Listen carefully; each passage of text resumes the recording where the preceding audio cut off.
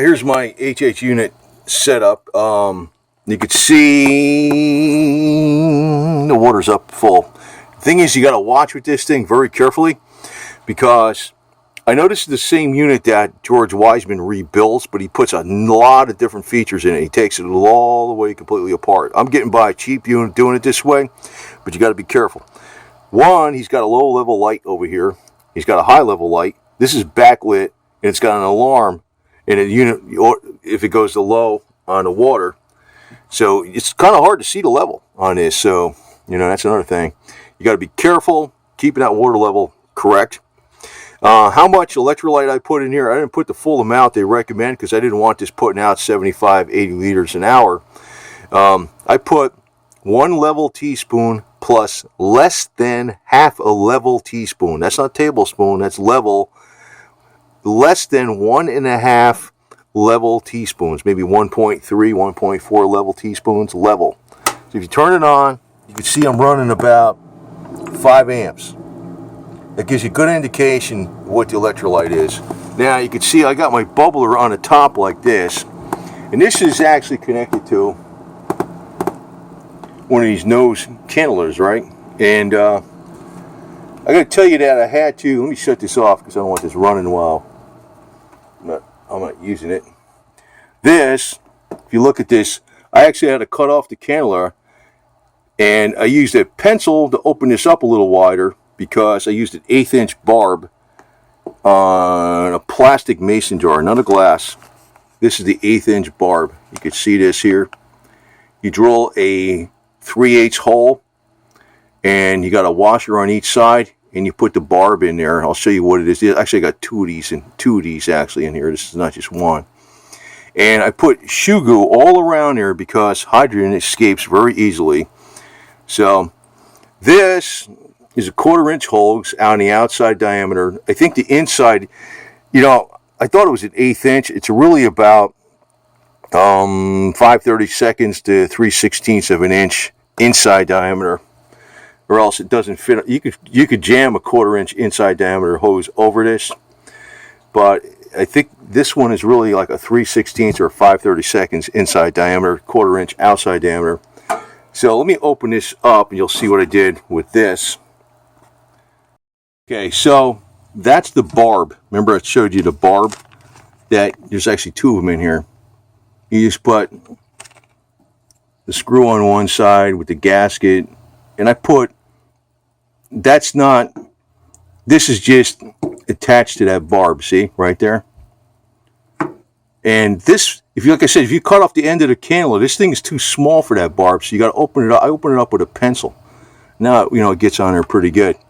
So, this, see this? This is the hose that goes, it's one piece, goes down to the bottom, goes from here.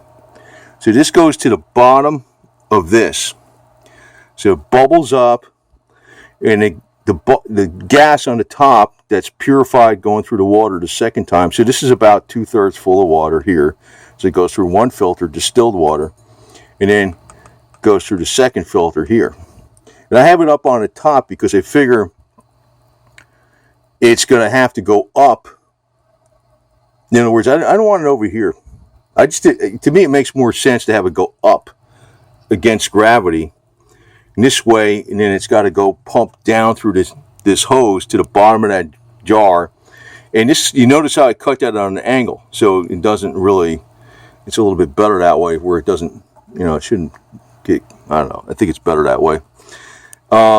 This mason, just a plastic mason jar, not a glass. It's pretty flimsy, but that's okay, because you don't want something so strong with plastic or glass that, if there was an explosion, that it would send shards of glass or plastic.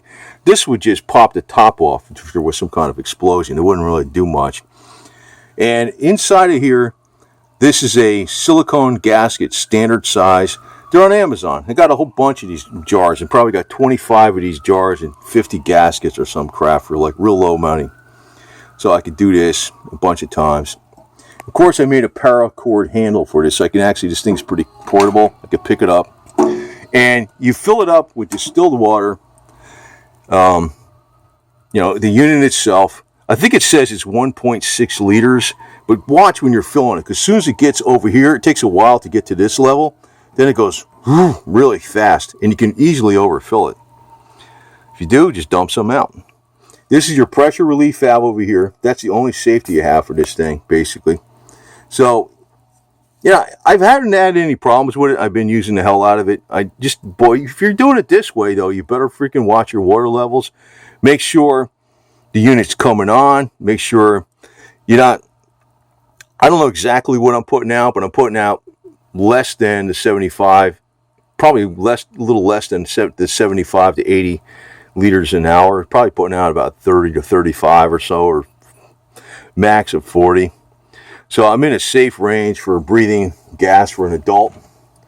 I didn't test it, but I could tell that I'm not, I could tell about what it's doing, to tell you the truth. So, but I haven't had any problems with it. I've been using it probably at least several hours a day. Things are running fine. But these are the barbs. They're on eBay. So if you,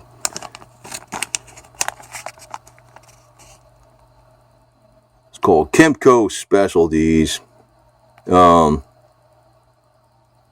was it? Part number 15623. When you put these barbs on, you got to drill a 3/8 hole through that for the barb, a 1/4 inch hole for the hose. Then I use shoe goo, and you let the shoe goo dry for probably like 12 hours or so to make sure it's on there. But that stuff there's no leaks. It's really good. So the unit's been working fine. So I'm getting by really cheap with this damn thing.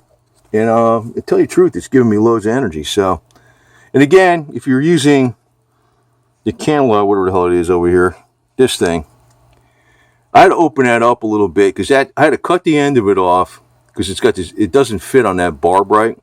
Then this was kind of small to fit on the barb, so I opened it up with a pencil.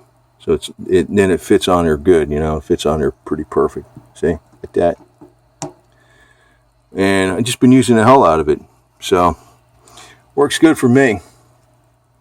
I don't know. I got by really cheap. I mean, this whole setup cost me no more than $175, and it's doing great. It's not as good as the ones that are more expensive, but the poor man's way of doing things. So to me, it's just you got to be watching the water levels. You got to watch what the hell you're doing. I got it running where I turn it on. It does about 5 amps. So I'm not putting out a lot of HHO on this thing, but it's enough to be therapeutic. I don't want to put out the full 75, 80 liters. That's not, that's not safe. So I put less electrolyte in it. Now the advantage I think with less electrolyte is also that, you could probably go past the 200 hours maintenance. Because you're not, the electrolyte concentration is really what's causing the corrosion on the stainless steel. But I have already changed it out already. So, and I change out the water on these pretty often, under 10 hours. And as this gets lower, I can take some of this distilled water that has maybe trace amounts of electrolyte in it and pour it back in the unit right here. So it's full, everything's right. You don't fill this up all the way to the top. You got to leave some air on the top. That's how, because this bubbles down to the bottom, and then it picks up right here. The HHO right here after it purifies through the distilled water. The second filter, basically, the second bubbler filter. So, I don't know. It's simple, but you got to be careful because if you let, it is an explosive gas. So, and even if you get the one with all the safety features, no matter what if you got a person that's, it's almost like having a car that's 1950 Ford. It has, manual, has, drum brakes on it and manual steering and no power brakes and no airbags and no seat belts. Well, if you're a careful driver, you could be okay, right?